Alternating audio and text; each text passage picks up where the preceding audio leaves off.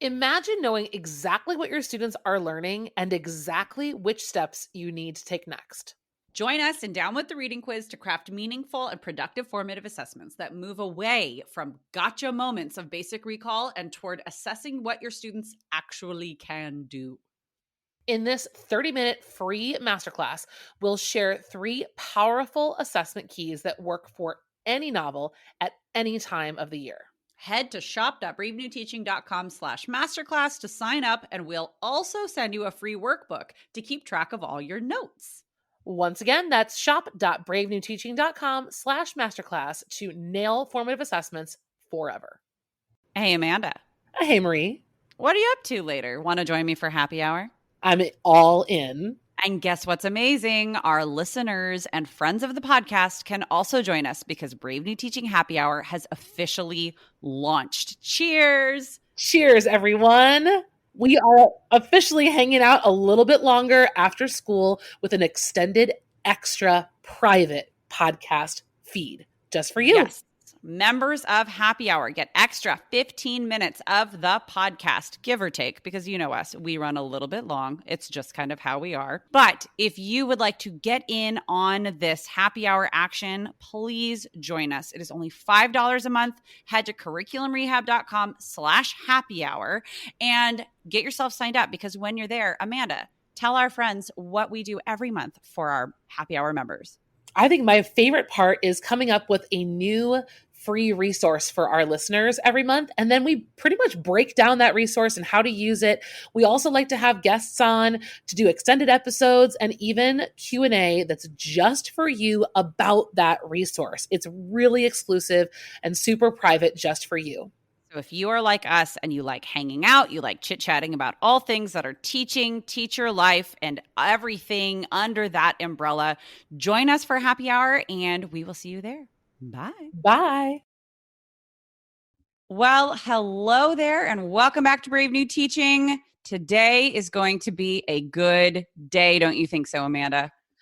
It already is a good day and it's only going to get better. I love what we're going to talk about today because I just feel like everything we've been doing these past couple episodes is just building and building and building. So we can't wait to jump in today to supplementary texts, why to use them, where to find them, and all of the fun things that come along with these like spider webby, like connecting from your book to the other things that are going on in the world is so much fun. It is so fun, and it feels so like I get all jazzed when I like have that moment of like real connectivity and putting things into context for students, and it answers the questions of why are we learning this? Well, here's why, and they can figure it out on their own, and I love it. And we are going to get into, like Amanda said, where we find these things, how we use these things a little bit, and how you can implement them in your classroom.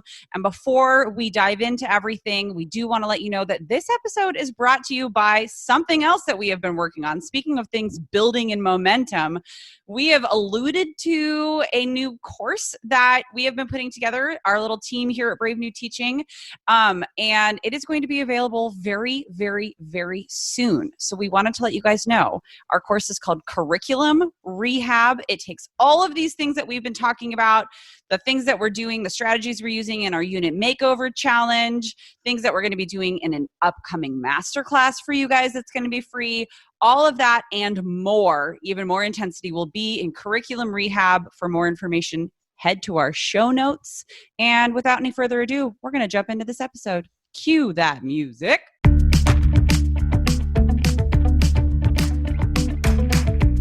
You're listening to Brave New Teaching, a podcast for educators challenging the status quo. I'm Amanda, and I'm a high school English teacher in Illinois. And I'm Marie, and I'm also a high school English teacher in Southern California. We're so glad you're here. Enjoy the show.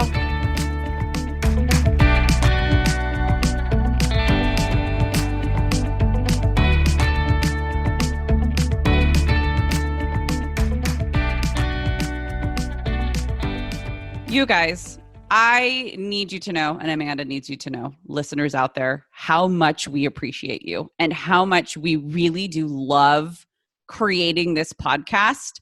It's a labor of love, but oh my gosh, it is so, so rewarding. Whenever I take a look at the reviews or I'm looking at the comments you guys leave on the website, I'm just reminded of how many of us there are out there that just want to do this job really well, be good for our students, be good for ourselves, and just continue getting better. And no matter how isolating it feels sometimes, we're just happy to continue providing a place where we can be virtual teacher besties. And Marie's going to share with you guys a review that really warmed our hearts. And we would love to hear from anyone who has been listening and would like to share with us their experience. We want to hear from you too. Absolutely. So this is a podcast review from Apple Podcasts. This is by Bay to Educate. And it says, I am so ecstatic that I have found you ladies. I've been following you both on Instagram for a while now and have been listening to your podcast ever since you started it. I just replayed your 3rd episode and let me just say, you guys are so relatable. I will be student teaching this fall, whatever that entails. And I've been a little anxious about finishing, graduating, and finding a job through all of what the world is going through. At times, I have felt like a fraud because I haven't read all of the classics, I haven't written the most perfect papers, and I don't always have time on my hands to read billions of novels. Once you both shared your teaching career and experiences, a huge pressure was lifted off my shoulders. You guys are so right. I don't have to be perfect at all things English. And I should always be learning and trying new things. You two are lifesavers, and I love listening to your podcast. Thanks for sharing all of your ideas and stories and experiences. It's really comforting, very hopeful, and rekindles my passion for teaching. Keep it up and don't stop. So if I can just take a moment and dry my eyes, because it's just so sweet. And like Amanda said, hearing our audience, which is a funny thing to say because we're just a couple of classroom teachers, to know that our audience is more than just teenagers who are like forced to be there by law. But like knowing that you guys out there have the passion that we have for this. It's not like any of us went into teaching for the money. And if we did, we were sorely misled. It keeps us going. So thank you. Keep them coming. Leave more reviews. We love it. And share the podcast with fellow teachers out there that you think will enjoy it. And with that, it just confirms that we need to keep going in the direction that we're going. And we're just so grateful to everyone too who's messaged us on Instagram about curriculum rehab and our unit makeover. We're just so grateful to be in contact with you guys. But without further ado, I think we should jump into the episode because I know everyone's dying to hear where they need to go to find the most rock star supplemental texts for their units. So dying to hear. I mean, dying. Let's do it, people. Last week we had a really fun episode. I just absolutely had a blast going through building a really organic essential question with Marie about for her first unit.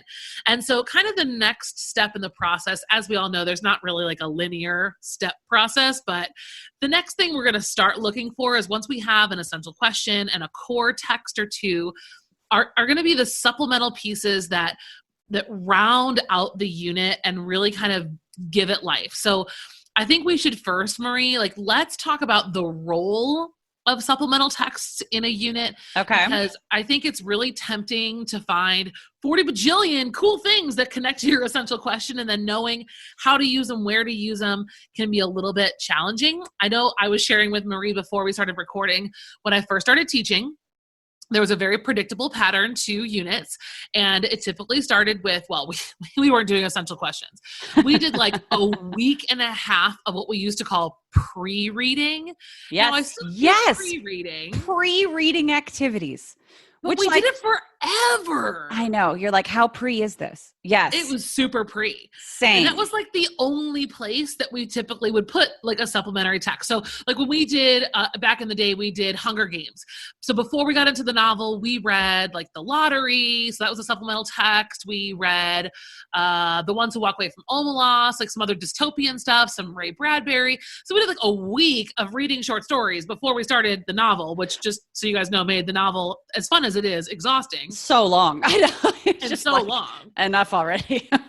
So what I would say, Marie, what do you think are what are the roles of the supplemental texts? I don't know if I'm going to speak directly to the roles just yet, but I will say that one of the functions is not to be compartmentalized away from a core text. It is instead to supplement and augment within, like concurrently with a text. And like supplemental text can be so powerful if they are placed in a certain spot where a character is going through something, and you can see that being played out in real life with a news story, or you can see that in a poem, or, you know, I mean, there's so many amazing ways to weave things together. And that's why we get so excited about it. No, I had the same experience with like totally everything was in its own box. We would start with some things to put things into context, and then we would begin our novel. And what happens is as adults, we can kind of do that and carry the string through. Kids can't really do that. And like almost 15 years ago when I started teaching, excuse me, I have to go throw up in my coffee cup because I'm going into year 14 next year, and I just had that realization. Awesome. Anyways, back to the episode. Sorry everyone for my mental health aside. I know that students, when I started teaching, had a hard time holding on to their focus with because they're kids. Even the 18-year-olds, they're still kids. And now in our world of social media, so much is coming at them all the time that asking them to hold on to ideas that we did 2 weeks ago, 3 weeks ago, without really pulling the string through and doing things interwoven it's ass backwards. Like it doesn't. Yeah. It doesn't make sense to them. And then we come back to like a supplemental or a summative assessment, and we're asking them about things we did a month ago because we spent so long on a novel. They're like, what? When did we do that? So rather than the role, I just know like the function, the way that they need to be used. And once I figured that out in my classroom, I was like, boing, duh. But yeah, they support the text. They put things into context. I know they have a lot to do with essential questions, which is going to get you all excited. I actually kind of put together like a little checklist for myself because I kind of get into supplemental text for me are like candy. I mean, I troll Facebook, Instagram, my friends, just conversations. Like I have so many saved articles, videos, like you name it, they're all over the place. And I could just do I could do it for days. But the way I decide what to use, kind of they fit this 4 criteria. So I'd say criteria number 1 would be your supplemental text, whatever you find, and we're going to give you tons of places to look today. If you find something you like, it should, number 1, support the essential question. It's got to have commentary related to your essential question because right, the goal, maybe not even support only, but also explore.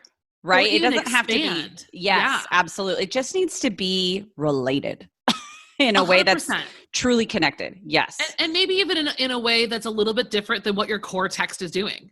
Totally. Because I think the best part about an essential question is that sometimes they're misleadingly simple, right? To kids, you know, every question to them is simple. So if the text you're looking at is going to complicate the answer to the essential question, you're in a good space. Number 2, and this is kind of connected, of course, but number 2, I would say that it expands the scope of the unit. So the text does something to take kids away from where they are all the time in their novel or their core text. So we're thinking like geographically, right? So I'm about to start 1,000 Splendid Suns in my first unit. So I'm pretty far away from home already. So maybe I want to have some domestic violence issues that are happening in the US so that kids can look at our geography compared to Afghanistan and what's going on in the novel. So like I could have a geographical reason of including it, maybe even timeline. You could jump back in history to put your question in context. You can find ways to create like a new experience culturally for students. So those are good. That would be my second criteria. Third would be that your supplemental text manages whatever constraints you're facing curricularly with diversity, equity, and inclusivity. We talk about this a lot in curriculum rehab because people feel like in a lot of situations they're stuck with what they're given to teach. And I'm still in that role sometimes. I think we all are to a certain extent. I mean, if it's not prescribed curriculum, then it's standards or it's teaching to a test or it's, I think we can all totally relate to that to a certain extent, that feeling of having our hands tied, or we just have a team who have all decided on something together. And then you're kind of like, oh, but I just have this great idea that doesn't fit. Right. Amanda's talking about a way to make it fit. So when I first started at my new school after, right, you all know the story. So I stepped into a new role in my 11th year of teaching, and I was given freshmen, which was my worst nightmare. And then the nightmare got worse when I realized that the curriculum like that I had to follow was basically Of Mice and Men, Romeo and Juliet, To Kill a Mockingbird. I was like, well, it did get worse. It wasn't just freshmen. It was also a completely white, completely archaic lineup of canon texts. Now, my attitude was pretty crappy to begin with. And then I stepped back. I wrote essential questions for every unit that were the kind of starting point to shape those units into something more interesting than just the book. And then I filled in supplementary texts that expanded the racial backgrounds of the authors included in the whole school year. Now, granted, I still think it's really important to push to have a different setup, different lineup of backgrounds of your authors and the stories being told. But if you're feeling really stuck where you are, this is a great place to start having other authors of color and different stories on the table. Absolutely. That's huge. It's huge. It's really going to make a difference because you decide how much real estate that core text gets in a week. Absolutely. And another thing about supplemental texts is that a lot of times when we're using like nonfiction supplemental texts, they're timely. And so like we have at my school, the exact lineup of core texts is in our freshman lineup. Our freshman team though is phenomenal. Yeah. And they are constantly on the hunt for updated supplemental texts as well. So like good. That's the other part of it too, right? Is like making sure that yes, all this inclusivity and equity and diversity can absolutely be, I'm not going to say fixed, but they can be mended a bit. The Band-Aid can start to be put in place through supplemental texts. But it's also the reason that we're going to talk about like where to find them is because once you find them, it's not like you're done. Right? Like if you want things to be fresh and contemporary and current to what our students are actually seeing and living in their lives, then we got to keep the wheel moving. And that keeps the energy of your unit moving too, which we all know. This is all connected back to behavior management. If you're having behavior management issues, it's probably connected to your pacing and your essential question. Is it interesting? And are you moving fast enough through material and getting kids engaged in new stuff all the time? Absolutely. What's your fourth role to a supplemental text? I think your text should address some of those core unit skills. So you already did this process when you wrote your essential question. You know what those are. So you should be able to pull from these texts, practice with the skill, in a close reading or some other kind of activity. That would be ideal. So let me recap these four. I'll put them in the show notes and let's get started with our list. So totally. Your supplemental text should 1, support your essential question. 2, expand the scope of your unit. 3, manage any inclusivity, equity, diversity issues. And then number 4, address core unit skills through things like close reading. So this sounds, show notes. Even to a veteran teacher like myself, pretty daunting. Don't worry if this sounds daunting to you. It gets better. It gets easier. We have a lot of resources for you. So just kind of like go with us on this journey. Okay. Yeah. We're going to break it down for you guys by genre. So it should be really easy to follow. And this is by no means an exhaustive list. This is just like where we go first. Shall we start with fiction? Let's go. Okay. Take it away, my friend. Okay, so I'm just going to hit my favorite place to go for fiction is actually a website called Long Reads, L-O-N-G, longreads.com. It's a website that publishes fiction and nonfiction, but mostly the fiction is why I go there. And what's really cool about the website, when you go, it'll actually give you the timestamp for how long it's expected to take you to read. So if you're planning, right, even before you bother to get started reading it, if it's going to be working for your timeline in your. Are you kidding? That's amazing. I want everything. I want everything to tell me that. Yeah, and ahead of time. The authors are there. This is all really current stuff. Authors who are publishing right now. These are their shorter pieces that authors who write novels are producing. So it's a really nice contemporary place to start looking for I have never heard of it before. I feel like a doof. Well, I found it a long time ago and I've had it in my back pocket forever. Look at you. Look at you finally sharing with me. Thanks a lot, friend. There you Okay. go. I have one that is pretty well known. I mean, it's been pretty popular. It's CommonLit. CommonLit.org is amazing. It is free. This is going to come up again in our nonfiction list, but it has fiction and nonfiction texts to use. There are so many functionalities to CommonLit to be used in a classroom, both in person and digitally. And it's just fantastic. And it's free, like I said, and go to CommonLit. Next. I also would, if this is a non-tech suggestion, but there's a series of Best American non-required reading. You can get Barnes & Noble, Amazon.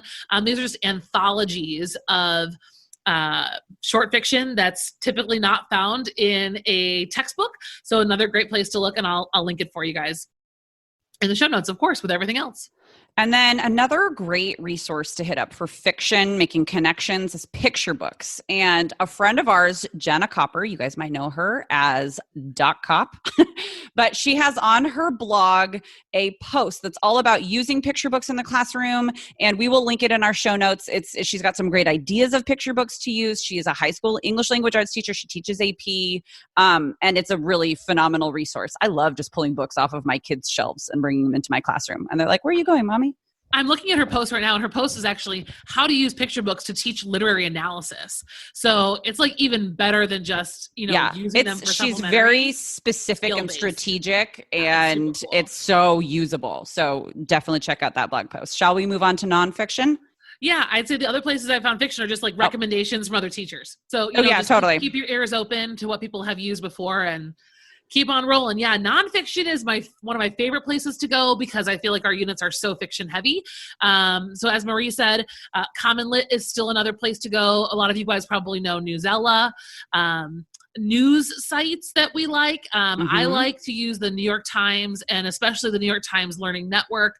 PBS is wonderful. NPR is great because NPR is, at least on like the media bias scale, tends to stay pretty central, pretty in the middle. Sure. But what's better about that is that with NPR, almost every article comes with an audio version. So you could do a podcasty pairing with the article, or kids could choose to read or listen. So NPR is a great place to go. And man, the archives are deep. They are deep. Some of my favorite news sites are Huffington Post. I like Washington Post. I like Time Magazine, which I think you already mentioned. I love podcasts as well. Yes. And we have another friend. It's another Keeping the Wonder friend. Ashley Bible has on her blog this extensive blog post of the great podcast to use in the classroom. And it is a wealth of knowledge. So that is also going to be linked in our show notes. But podcasts are pretty fantastic because they hit a lot of different skill sets too. And they help our students develop their auditory processing. And there's just some cool ways. The other thing about like NPR podcasts, and most podcasts actually also come with some sort of a transcript that can be downloaded. Yes. So that's a nice way to go about things as well. I know you use Library of Congress. I've used it a bit here and there, but I know you use it a little bit more. Yeah, depending on the unit, like that was one of the things we used during Of Mice and Men, is we went there to find some primary source documents on the historical time period, and not only text but also our next category. We found a lot of visuals at the Library of Congress, a lot of photography, just news sources you can search by year if I remember correctly, and of course Library of Congress is free and available to everyone, so super usable, user-friendly resource to check out. Absolutely. Okay, so category number 3. So if you look for fiction, great. Nonfiction, another great place. But I know a lot of us like to use video or other visual image-based supplemental texts. I have been very happy with not only TED Talks, but if you go to TED Ed, there's a lot more there, especially if you're a middle school teacher. They tend to break down really big concepts into manageable animations, again, with transcripts and things like that. And you can also add questions. You can grade and assess within TED Ed. There's really cool lesson plans that are pre-made. And of course, you can always make your own. But TED Ed is a great place to go. Another newer discovery on my end is a website called Great Big Story. I actually found them on Instagram. Yes, I was going to say I love their Instagram profile. I love their Instagram. Yes. So their website's actually really beautiful too. So basically, Great Big Story is owned by CNN, and they dig into the kinds of news stories that are not in the headlines. Like there's one story I was listening to and watching, because most of theirs is video based, with like short little stories that go with the caption. But I was looking at a story of a young girl in Peru I got the wrong South American country. How dare I? And I'm like, love South America. How could I? No, and she is Peruvian. A Peruvian girl who started rapping in her native language to start preserving the language because it's dying. And so now young people are like listening to her, following her, and rapping in their indigenous language that was originally so cool. falling apart.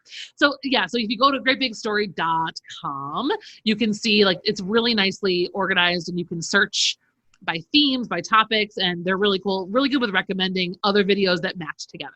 Oh, very cool. I mean, same sort of a thing, like using YouTube in the same way is the problem with YouTube is it's kind of like doing a Google search, right? It's like you just sit down and you type something in, and then it's like, you have to have very specific search fields that you're like filling in. But I do like YouTube, especially because of the like suggested. I normally don't find something in my original search. I find something by clicking around and looking in the suggested bar over to the right.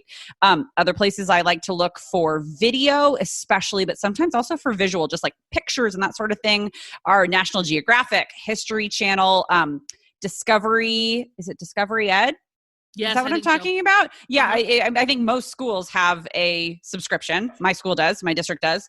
I love the Getty Museum. The Getty has some really great educational resources, but they also just have some great like content that you can use in your classroom that they just give away for educational purposes. Another YouTube channel that I love is Crash Course.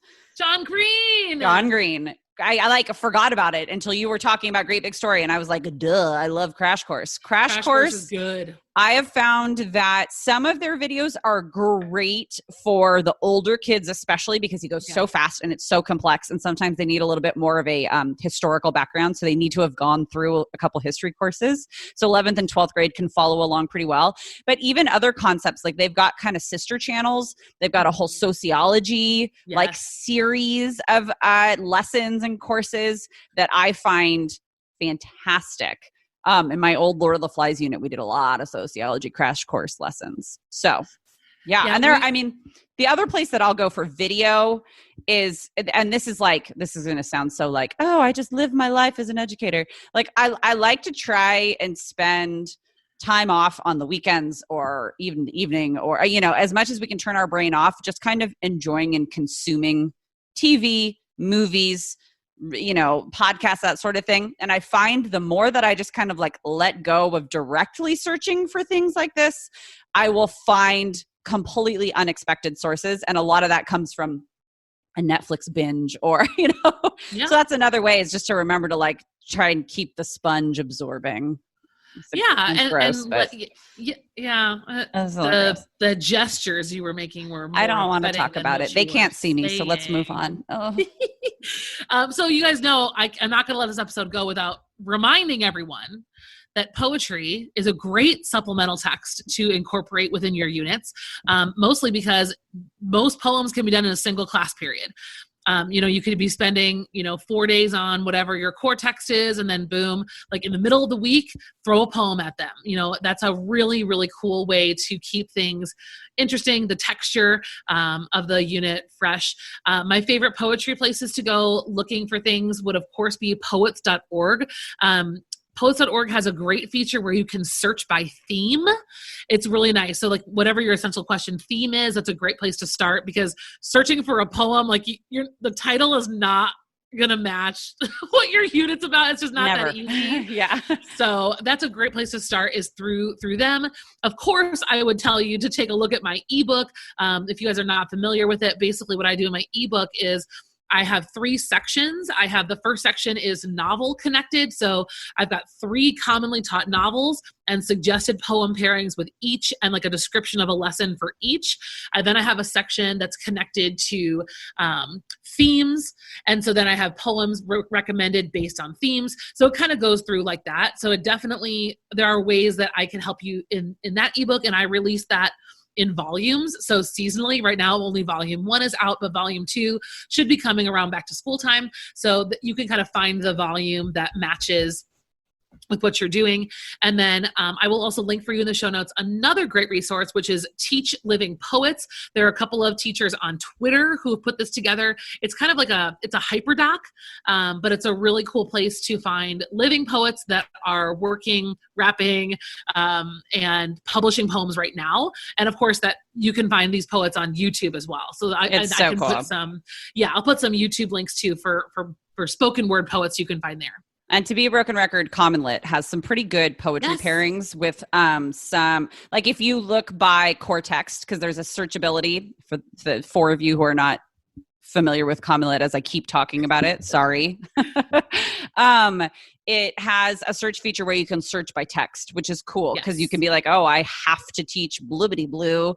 And there it is on the list. And then you'll have like different sorts of pairings, and poetry is very often in there as well. So the only problem I found with Common Lit is that it's so common that I've had kids be like, oh, I've already done that. Like their middle school teachers or their freshman teachers have beat me to the punch on a couple of texts before. It is problematic because it's free, that it takes them a while to update it. Yeah. But it's still good. And like, that's not a reason to not use it, but that's just kind of why we're giving you guys such an extensive list to have other things too. Yeah. It's also just a good starting point because poetry is hard to find sometimes. So it could give you an idea of somewhere to look. Yeah, no, totally. Or you guys just hit me up on Instagram. I'll tell you. She will. People ask me all the time. But be careful what you wish for, guys. She'll keep talking. Shocker. Okay. We have some tools for you beyond these categories of like different ways to use these supplemental texts that you find. I haven't actually used Actively Learn, but I know you have used Actively Learn quite a bit, especially with distance learning, Amanda. Do you want to speak to that? Yeah, Actively Learn functions like Newsella. It functions like Common Lit, very similar. And then you can also do things with it. Like what makes it different is the way you assign it. That's why I like it better. I'm sorry, Newsella, but like your questions suck. Like Newsella's a pain in the butt. It's just I like their formatting. It's hard to assign what I actually want the kids to do. The articles are great. I love that you can adjust the Lexile level. That's super. But Actively Learn lets you both assign an article. You can pre-annotate it. You can write all the questions you want kids to answer, and you can do the same with video. So as a tool, it's pretty baller. I also assign my core text, like my kids read their books on Actively Learn, and we do everything there. So it's worth it. I need to look more into Actively Learn. My husband uses Actively Learn. Those of you who don't know, my husband teaches AP Human Geography, and he uses Actively Learn quite a bit, and Canvas, they're like LMS, and he thinks it's just amazing. And I'm like, I guess I should probably, I don't actually know if I have access to it. So that shows you how into it I am right now. You just need a Google login, and even the free version is good. You can upload 3 of your own articles every month. Then I need to get my life together. That sounds fantastic. Premium is worth it. I'm begging my department chair. And I am not sponsored by Actively Learn. I have tried to get them to let me be their influencer. I have applied to work there, and they're growth like, no. Mindset. You are not sponsored yet. Dude, Actively Learn is like an amazing. Like I think there's only like 20 people working for them in Seattle, and they're just like chilling, like doing this thing. Like they're doing big time work. And they're probably drinking really good coffee up in Seattle. Dude, and if you guys are teaching, I know this is, I'm a little bit off on a train right now. You're being patient with me too. Oh my God. If you teach any Shakespeare, stop buying the books and assign it on Actively Learn. You can do it all for free. You can get Romeo and Juliet. You can get Macbeth, all of them. They are pre-annotated for you and your kids. Pre-annotated. That means when the kid gets to, double, double, toil and trouble, there's an annotation in the side that says, this is foreshadowing. And you can modify all of that. And it has questions as kids go that are standards aligned, and you can grade on a rubric. And it's free. I mean, like all of the stuff on there that's free is the what's the word for it? That they're in the public domain. Oh, public domain. Yeah, a lot of public domain texts are in there for free. That's awesome. And it's worth looking at. That's this awesome. is not sponsored by Actively Learn, but if you're listening, Actively Learn, it could be. You could be. The possibilities here are amazing. I have single-handedly turned many teachers to Actively Learn with no pat on the back. Like they're like Actively Learn zombies now. I have another tool. It's Edpuzzle, which is similar to the way that like it sounds like Actively Learn functions. Yeah. But Edpuzzle takes, is it just video? Yeah, you can take video of your own. You can take video from YouTube and kind of annotate it and basically create a lesson through it. There are a lot of different functions that I haven't even like gone into just yet, but it's really cool for being able to ask like processing questions along the way and making sure that students are comprehending something in a video, and you can quiz them. And there's a lot of really cool stuff you can do that. Have I ever told you about my very best Edpuzzle? No. When we do Gatsby, there's this moment in like chapter 6 when we learn like Gatsby's true past. Uh-huh. And so we do an Edpuzzle where the kids compare and contrast like that moment in the book with The Greatest Showman. Ooh. And my kids listen to A Million Dreams like over and over again, echoing across the room, and we're all like singing, and that's so fun. Everyone's like, I love this song. It's awesome. And you're welcome. Thank you, Edpuzzle. Another good way to search for, when you're like sitting there going, what was that show? What's that movie where the line sounds something like skiddly bop or like whatever, you like can't quite get it right. It's called Get Yarn, as in like what you knit with. Getyarn.io. And it is a site where you can search video clips by line and by phrase. It's so insane. I'm looking at Isn't it crazy? And a lot of them are like a couple of seconds, but it'll at least be like, it's a good starting point to help you find what the heck you were looking for. You know what I mean? There are some longer clips on it too, but I like it just to like help me remember, because my brain turns into jelly and I can't like get my life together. Another thing that you can do with videos, for those of you who are still developing your Google tech skills, there is a formatting feature in Google Slides where you can clip videos and have them play from and to certain points. So definitely look into that. We'll link a tutorial on how to do that, like a YouTube tutorial in the show notes. The last tool that I have is a Google Chrome extension called Print Friendly. If you go to printfriendly.com, it is a Google Chrome extension that basically you go to any website, you're looking at a New York Times article, you're looking at whatever, you click on the extension and it will turn whatever website you're looking at into a printable PDF. And you can like deduct things from the PDF, and you can get rid of pictures, so that if you're doing something on paper, or even if you're assigning something digitally and you just need like a shorter PDF, there you go. It's a really great way to do that. So I think that's our list. And we certainly could keep going. Yes, but we don't want to be overwhelming. But remember, everything's in the show notes, guys. Remember that checklist. This is a fun time of the year if you're in summer break to just kind of play and dig and get lost in the black hole.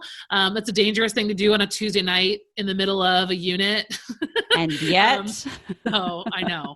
So have fun this summer doing stuff like this just for giggles. But also, like, there's that moment where you're like, oh my gosh, whatever isn't going to work, and I need something, and there's like a mad scramble. These are some great places where you'll find quality texts. So with that, friends, thank you for joining us today. We are going to bid you adieu. Yes, absolutely. If you've not already joined our Unit Makeover Challenge, if you're listening to this when it comes out, the week of, or even the next week, it is happening right now live. We have other things coming your way. Like we mentioned, we have a free masterclass coming up. We also have our course curriculum rehab. Check out the show notes. Make sure you're on our email newsletter list so that you don't miss out on any information. And we love you guys. Thank you so much for listening. Thank you again for listening, and we can't wait to see your reviews and hear how things are going in your classrooms. Yep.